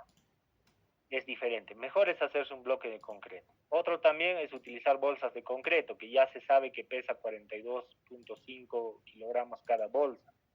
Entonces también puede ser una estrategia. Ya lo dispones acá de tal manera que te pese 8.2 toneladas. O el ingenio de cada uno de ustedes, lo que desee poner ahí, la cosa es que te asegures que pese 8.2. Ahora, ya, preguntas hasta ahí, a ver. Ya, no hay. Este es el formatito, ¿no? No se nota muy bien, pero sin embargo, en líneas generales les voy a indicar qué es lo que está. Acá está el número de ensayo, 1, 2, 3, 4, digamos en este caso kilo 20, está analizado, a ver, 1 kilómetro creo, 1 kilómetro de distancia. Y así fuera medio kilómetro, lo que sea 2 kilómetros, lo que sea trabajado en el día, se pone ahí un formato. Por acá tenemos la progresiva. ¿Qué progresiva es? 7 más 500, 7 más 550, ¿no? 7 cada 50, ¿no? El lado derecho, ¿no? Lecturas de campo. Estas son las lecturas de campo. Hasta acá nada más corresponden a las lecturas que se lleva a campo. Ya, aparte de que tienes que poner acá qué carril es, qué base, de repente se trata la base, carpeta, etcétera. ¿De qué se trata? Tienes que poner el tipo de qué obra se trata, todo eso, ¿no? Si es para investigación, etcétera, ¿no? Pones ahí tus datos. El resto ya obedece a los cálculos de gabinete que te va a dar el formato. Ya tenemos resultados de deflexiones sin corregir, deflexiones corregidas, ¿no? Radio de curvatura, ya, entre otros datos más. Incluso el CBR de la subrasante, te estima el valor de CBR de la subrasante, este ensayo. Datos estimados, no es real. Cuidado de decir, necesitamos datos de CBR de la carretera, hay que pasarle viga y con eso obtenemos. No es así. Es mejor, más fiable es un ensayo destructivo, sacar la muestra, llevarlo al laboratorio, hacer el CBR. Esto es referencial, ¿ya? El módulo de elasticidad incluso te da, ¿no? De la subrasante, ¿ya? Esos valores, lo vamos a ver en formato. El factor de corrección es 1.1, esto es un factor estacional, depende del equipo, ¿no? Del lugar donde estés haciendo tu ensayo. El otro factor que se tiene que afectar es por un factor 2 o 4. dependiendo si tu brazo es de un solo brazo o de doble brazo. ¿Ya? Eso va a depender también, ¿no?, del tipo de equipo. Cuando es de un solo brazo, se multiplica por 2 a estas lecturas. Cuando es brazo doble, se multiplica por 4, ¿no?, dependiendo del tipo de viga también. ¿Ya? Entonces eso hay que considerar. Y este es factor de corrección estacional, ¿no?, dependiendo del lugar, ¿no?, de las condiciones de trabajo y todo eso. Ya, vamos a ver. Por ejemplo, se ha hecho, esos son los datos de la vía. Estas son las lecturas, lo que les decía, ¿no? Esta partecita de acá, ¿no? Esa partecita, hasta acá incluso, hasta acá es, ¿ya? Porque acá está raro. Ya, hasta acá es, hasta ahí nada más, hasta L máximo, ¿ya? Hasta donde no se mueve el dial, ¿no? Les había dicho. Tienes tus progresivas, tienes lado derecho, lado izquierdo, todo lo demás. Lectura inicial, ni siquiera se anota, siempre se calibra en 0. Para la primera lectura, 8, por ejemplo, ¿no? Después ha avanzado a los 25 centímetros, 50, 12, ya ha gritado, ha visto 13, ya ha gritado en el siguiente, a 100 centímetros, 1 metro, 18. Y el máximo hasta donde ya no se presentaba ningún cambio en el dial era 24. Este es el más importante. Estas lecturas son las más importantes. ¿Por qué? Porque nos van a permitir determinar la deflexión máxima de sub 0. ¿Ya? No la deflexión característica, la deflexión máxima en cada punto. Ya, en cada punto, su deflexión máxima. No la deflexión característica, la que se compara con admisible. ¿Ya? Entonces, esos son los datos que se registran. Para la siguiente lectura también. A 25, 7. A 25 más, 11 más 25, 19 más 25, 22. Y la última lectura donde ya no se registraba cambio alguno, 26. ¿Ya? Y así sucesivamente todas las lecturas cada 50 metros. A lo largo de aproximadamente de 1 kilómetro. ¿Ya? Para 1 kilómetro todo este reporte se necesita. ¿Ya? Mediciones efectuadas en campo. ¿Ya? Entonces, calculamos las deflexiones corregidas una vez que ya tenemos los datos de campo, de acuerdo a la siguiente ecuación. ¿Ya? Acá, por ejemplo, de acuerdo a la siguiente ecuación, deflexión simple. ¿Ya? Las deflexiones simples vamos a determinar cómo el L sub 0, ¿no? L sub 0, lectura inicial de la estación, menos L final, lectura final de la estación. ¿Ya? La lectura inicial, ¿cuánto se supone que es? 0. Lectura final, ¿se acuerdan que vemos lectura 22? O había 24, 26, 28, dependiendo, ¿no? O etcétera, cualquier número, pues, ¿no? Ya es una lectura final, pero la inicial siempre es 0, ¿ya? Por un factor K, que es constante de la viga, que depende de la relación de brazos, es de 2 a 1.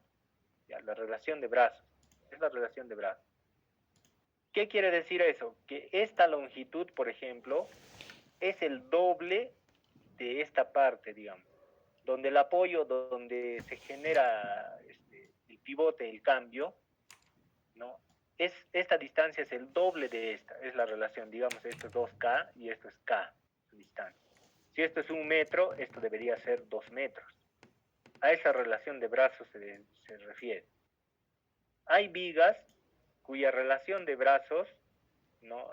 Normalmente creo que yo he trabajado con esta simple, esta de brazo de 2 a 1, pero hay brazos que son de 4 a 1. ¿Ya? Las vigas dobles son, ¿no? De 4 a 1. 4K por este lado y 1K. Si esto fuera 4 metros, esto es 1 metro. Bastante extenso, ¿no? ¿Ya? Pero lo más utilizado, digamos, es de relación de brazos de 2 a 1. En algunos casos es de 4 a 1 también, ¿no? ¿Por qué no? Depende de la viga ahí. ¿Ya? Entonces, ¿qué más? A ver.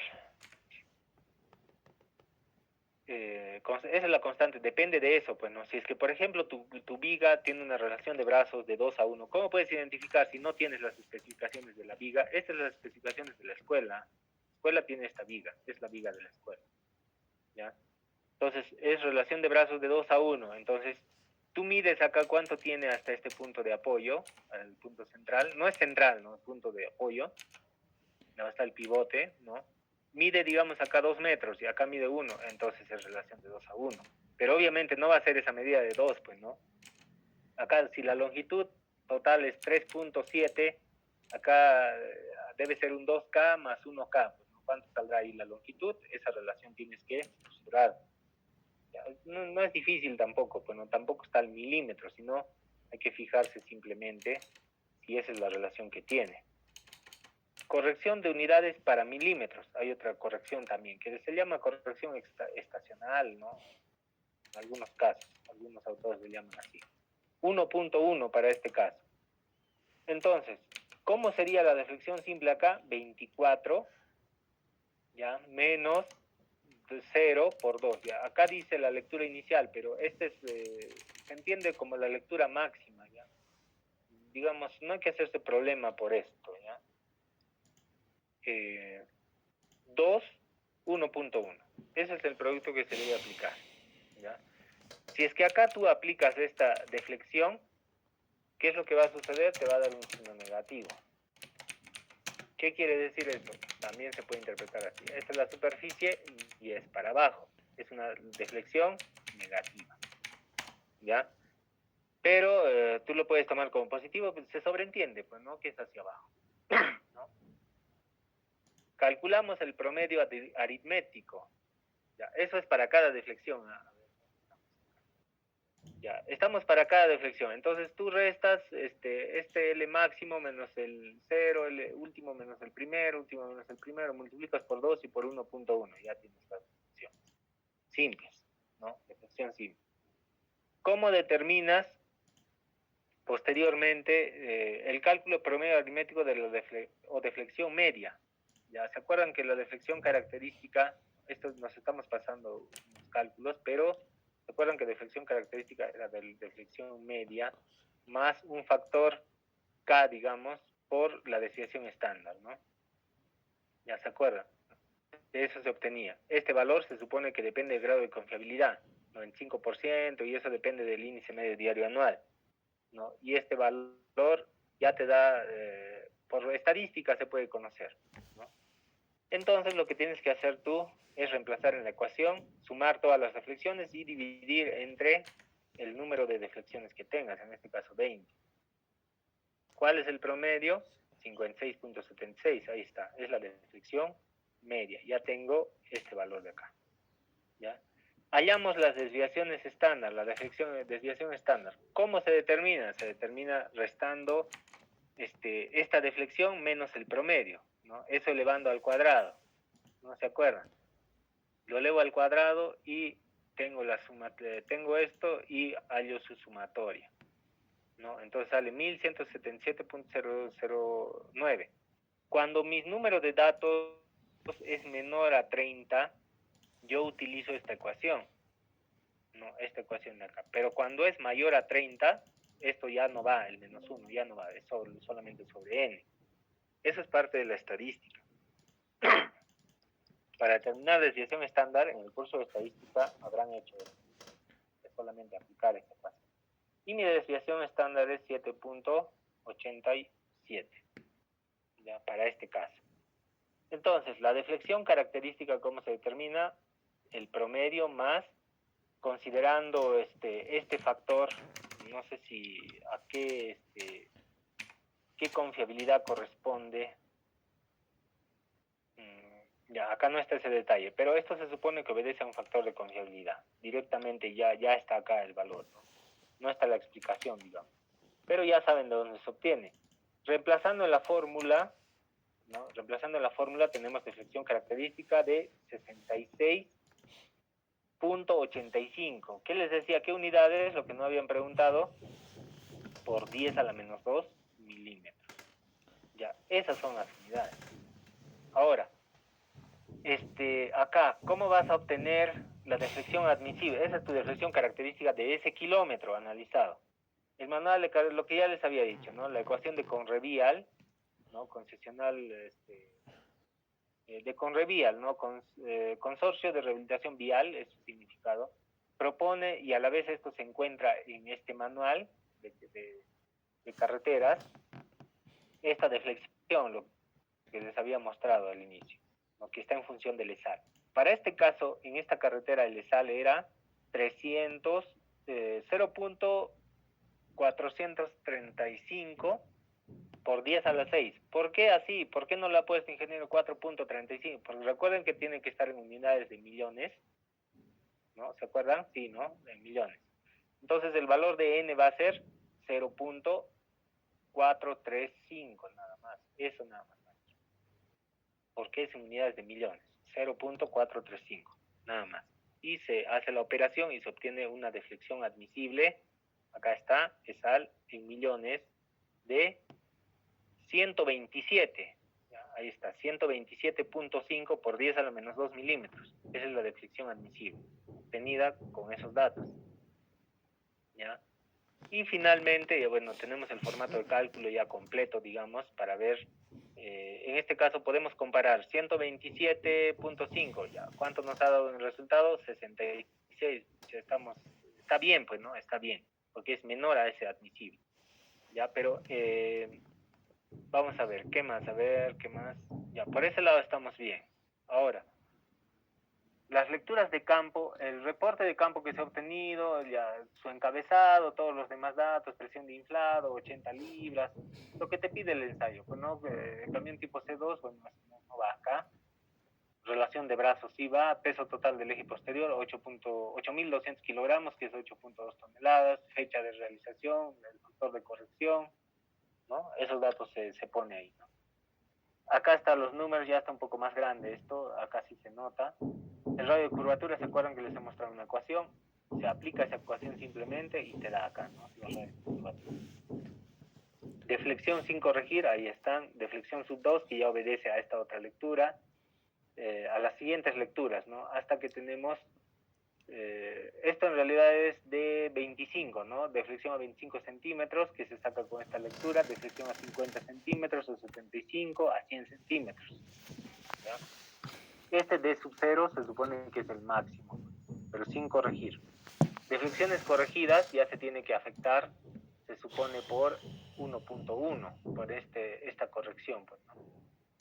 Ya, entonces, y para sacar estas deflexiones sin corregir solamente se afecta por esta relación de brazos, el 2, multiplicado por 2. Acá fíjense, 24 por 2, 48, 26 por 2, 52, ¿no? Y el resto es lo mismo, pues, ¿no? Ya, es lo mismo. Entonces, multiplicado por 2. Esto corregido ya se afecta por este factor 1.1. Ya. 49 por 1.1, 53 acá. 32 por 1.1, 35. Así sucesivamente. Ya está corregido. Definición es corregida. Por algo se utiliza el factor de corrección. Por otro lado, se puede obtener otros factores, ¿no? Por ejemplo, el CBR, que es, digamos, bastante hablado, ¿no? En estos temas habíamos dicho que un CBR aceptable es mayor a 6, ¿no? Acá tenemos 6, 8, más a 6, más a 6, salvo este caso, que probablemente en ese puntito hay deficiencias, ¿no? En cuanto a valor de CBR. Pero como les había dicho, nosotros si obtenemos este valor, no podemos decir con este ensayo, ya este CBR es menos de 6, no, este tramo no vale, ¿no? O está mal, o lo rechazamos. ¿No? Esto no es para, digamos, evaluar el CBR. Si es que tú quieres evaluar, harás una calicata en ese punto y evaluarás, ¿no? Cuánto está. Pero no es un indicador definitivo, digamos, ¿no? Es referencial. ¿Ya? Y el módulo ¿cómo se llama esto? El módulo de elasticidad también, ¿no? De la subrasante. Son valores de la subrasante que se dan. Pero lo que más nos interesa a nosotros en esta parte es deflexiones, ¿no? Hasta acá. Ya, ¿qué más? Deflexión característica, se supone que debemos determinar respecto a la máxima, que es esta columna de acá, D sub 0, ¿no? En la posición D sub 0. Recuerdan que este es D sub 0, acá, acuérdense, después cómo va, es la deflexión a 25, después a 50 va bajando, ¿no? Y uno máximo, que ya es 0, ¿no? Ya, entonces va bajando. Esto de acuerdo a con qué se calcula esto, con este de acá, sin corregir, ¿no? ¿Y de dónde sale esto? De la lectura máxima, ¿no? Está directamente relacionado.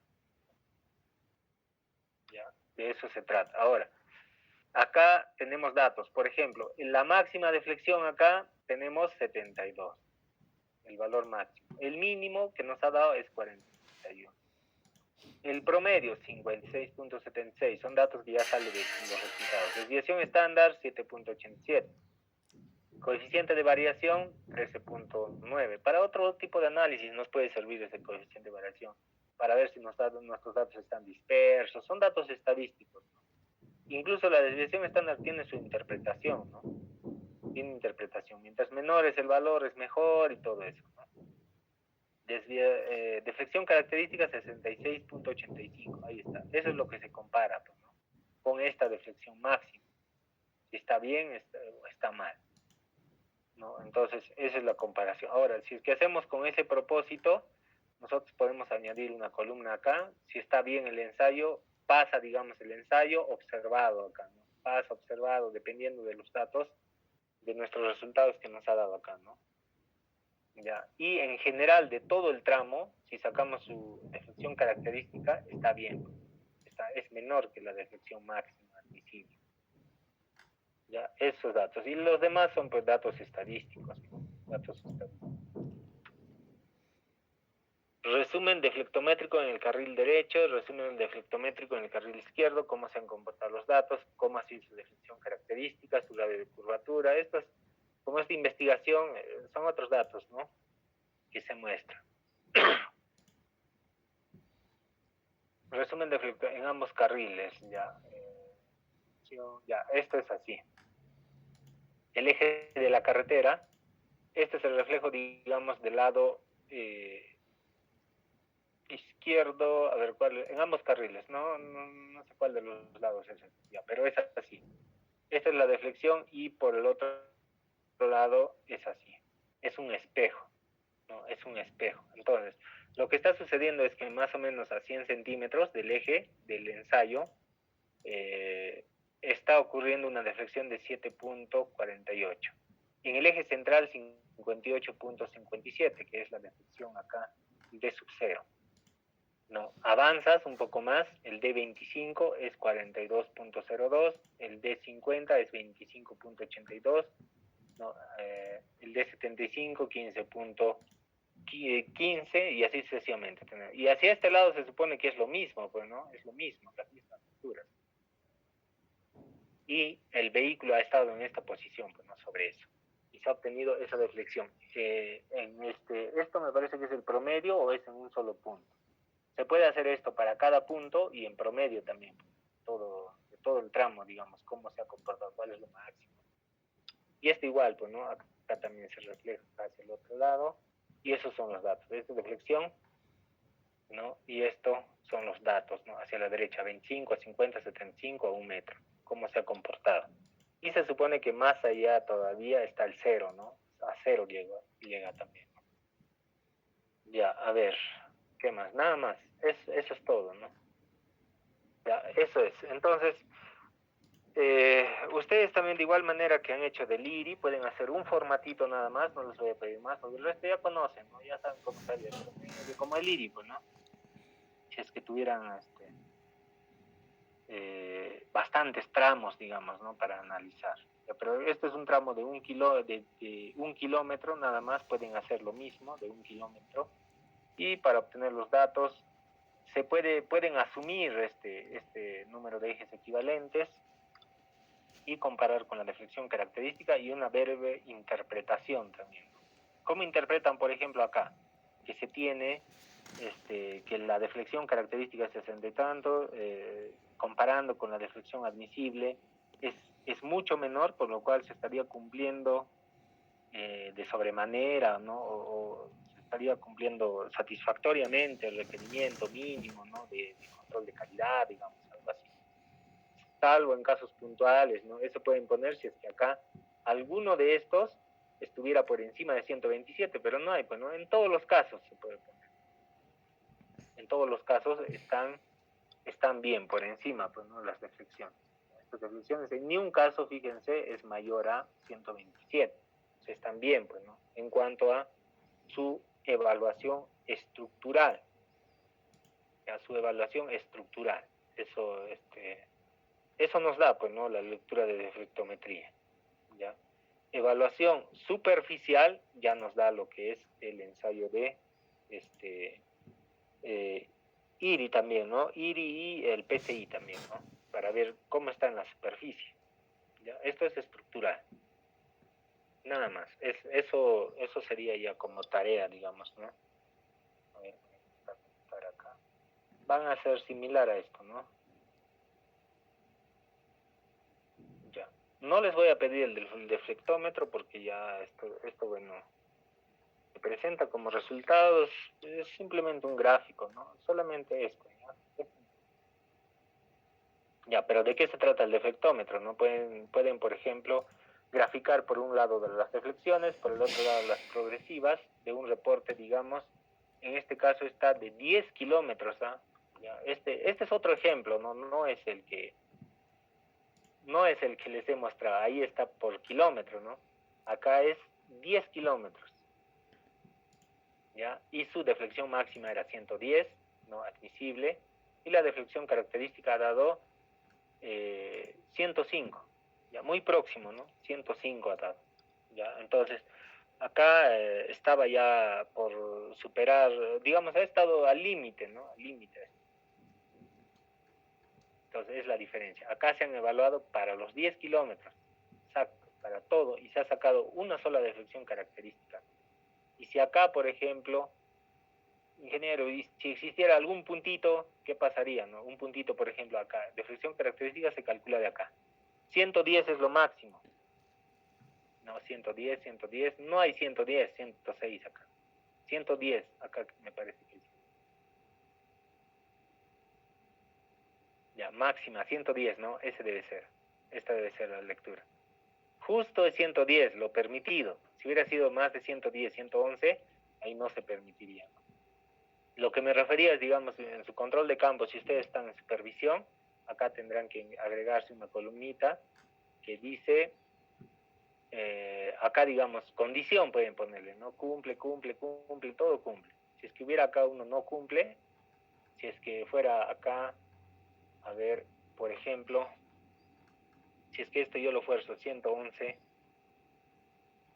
ya no está saliendo, ¿no? Me parece que no está...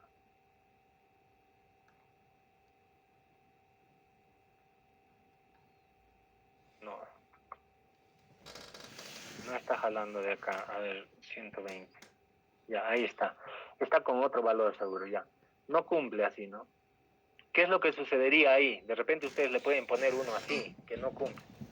Entonces, esto en cuestiones generales está cumpliendo, porque es 106.30 la deflexión característica, salvo en lugares puntuales, como en ese caso. En ese caso, por ejemplo, no cumple en este punto. ¿Qué es lo que se tendría que hacer? Simplemente intervenir o hacer la corrección en esta progresiva. No en la misma progresiva, sino 25 metros atrás, 25 metros adelante, algo así, ¿no? En su zona de influencia, pues, ¿no? De esta progresiva. ¿Ya? Entonces, o en los 25 metros, cuyo eje debe estar en el centro, debe estar esta progresiva. ¿Ya? Entonces, es su área de influencia, pues, ¿no? Entonces, tienes que volver a remover el material, hacer el procedimiento de humedecimiento, compactación, control de cota y todo eso, lo compactas, y al día siguiente o de 2 días vuelves a pasar viga para ver si efectivamente sigue estando por fuera. Si es que sigue por fuera, de repente necesita un mejoramiento, hay presencia de un colchón de agua de repente se tiene en la parte inferior, está muy cerca la presencia del nivel freático, hay un ojo de agua, entonces de repente hay la necesidad de hacer un pedraplén en esa zona, solo en esa parte. Ya, entonces, eso de repente puede ser a consecuencia de esta evaluación, ¿no? Que se puede realizar. Ya, pero les repito, como control de calidad, luego de hacer el trabajo de pavimentación, hasta ahí nada más es, ¿no? Es comparar la deflexión característica con la deflexión admisible. Si está ok, pasa todo, ¿no? Si hay un punto, tiene que mejorar ese punto. a ese punto hasta que no supere la deflexión admisible, y se da por aprobado el tramo para que ya pueda cobrar el contratista por ese trabajo. Si no, esto sumado obviamente a los resultados de IRI y demás ensayos que se debe hacer. No es solamente esto, ¿ya? No es solamente eso. En IRI, ¿cómo estará? ¿Qué tal está grave? Porque esto no tiene nada que ver con el IRI, si se dan cuenta, ¿no? ¿Qué tiene que ver? ¿Qué tenía que ver o qué evaluación nos da esta parte? Solamente la estructural. Tenemos la superficie de pavimento, esta deflexión, si es menor, mayor a la admisible o no. Pero ¿qué pasa con el IRI? El IRI te detecta la condición superficial, si tiene como una especie de encalaminado, ¿no? En vez de ser una línea recta. Si es que tuviera esta condición y evalúas deflectometría, esto de repente no va a superar la deflexión admisible, o sea, va a estar dentro, está ok, digamos, en cuanto al control de deflectometría. Pero puede que en IRI esté mal, esté grave. ¿Ya? Entonces, eso no hay que confundirnos, no por el hecho que pasa viga, ya la carretera está en óptimas condiciones y hay que aprobar todo, ¿no? Hay otros controles, fase por fase se pasa, ¿no? Todo tiene que estar bien, ¿ya? Pero si está bien los materiales, les vuelvo a repetir, está bien la compactación, grado de compactación, granulometría, abrasión, todo lo demás, normalmente pasan estos ensayos, ¿ya? El IRI más tiene que ver con el acabado final, ¿no? La uniformidad que se tenga, ¿ya? La uniformidad que se tenga, independientemente de la calidad de los materiales y todo eso, esa parte, ¿no? Esto como es estructural, sí tiene que ver con la calidad de materiales, procedimiento constructivo y calidad sobre todo, ¿no? de la compactación, el procedimiento correcto de compactación. Ya, entonces, más o menos, bueno, eso sería lo que es el procedimiento con Viga Benkelman, ¿no? Lo que les habíamos comentado de repente en un inicio, o sea, en sesiones, ¿no? En sesiones presenciales les había hablado de geometría y ustedes mismos han expuesto. A algunos les ha tocado que se debe hacer ese control en campo y ahora les he mostrado cómo se hace específicamente y podemos finalizar de repente haciendo viendo un video de repente, ¿no? ¿Cómo es que es? No sé cuál será el adecuado. Acá de repente. Ya, haciendo deflectometría. Ya, ahí está la viga. Algunos tienen 2 diales, pues ese no es problema, a uno solo se pasa. A ver, está bastante lento.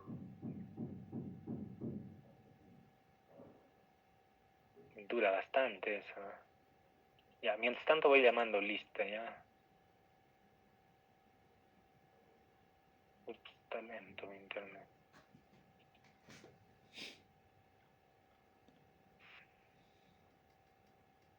Ups, de repente no se va a escuchar el audio, estoy con audífono. Pero, a ver, lo voy a retirar, ¿eh?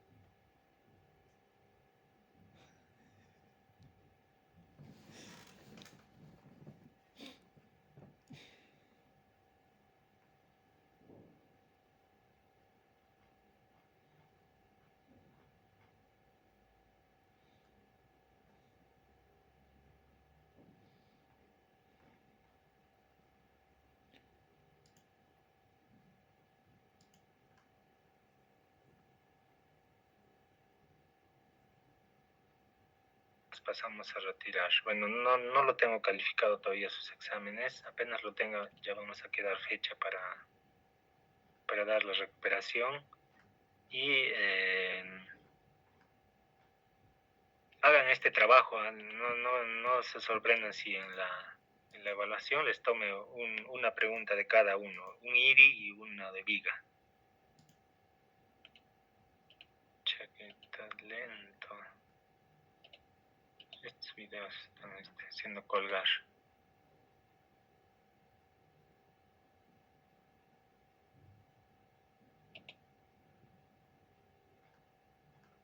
Ya, ahora sí, acá está la asistencia a registrar. Ya, Aguilar Tupa. Presente, ingeniero. Ya, Anara Curasi. Presente, ingeniero. Ya, Apasa Palomino. Presente, ingeniero. Barrantes Yucra. Barrantes. Calcina Apasa. Presente, ingeniero. Ya, Cayo Tintaya. Presente, ingeniero. Ya, Chipile Laya. Presente, ingeniero. Ya, Escobar Quispe. Presente, ingeniero. Flores Mamani. Presente, ingeniero. Gallegos Maita. Presente, ingeniero Gallegos Maita. Gil Chura. John Presente, Clever. ingeniero Gil Churay. Ya. Presente. Gutiérrez Condori. Presente, ingeniero. Mamani Ari. Presente, ingeniero Mamani Ari. Ya, Mamani Marcani está. Mamani Puma. Presente, ingeniero. Mendoza Mamani. Presente, ingeniero. Ya, Morcena Ticona. Presente, ingeniero. Monroy Aguilar. Presente, ingeniero. Palomino Quispe. Presente, ingeniero. Quispe Vilca. Presente, ingeniero. Ramos Cabrera. Presente, ingeniero. Ya, Uturunco Rafael. Presente, ingeniero. Ya, Yanapa. Presente, ingeniero. Cela. Presente, ingeniero. Ya, listo. Ya está guardado. Ya, eso sería todo. Ya, a ver, lo voy a ampliar la fecha para subir la tarea también, ya en estos momentos, hasta la tarde, ya. Para que lo suban al aula virtual, creo que ya está bien ya. Porque en el WhatsApp se va a perder la información y de repente a alguien no le voy a calificar y vamos a estar en problemas. A ver, tarea. Y recuerden que les voy a dejar uno de viga también, ¿ya? Como la anterior vez les he mandado el archivo, las diapositivas, les he mandado el modelito, digamos, de cómo debe ser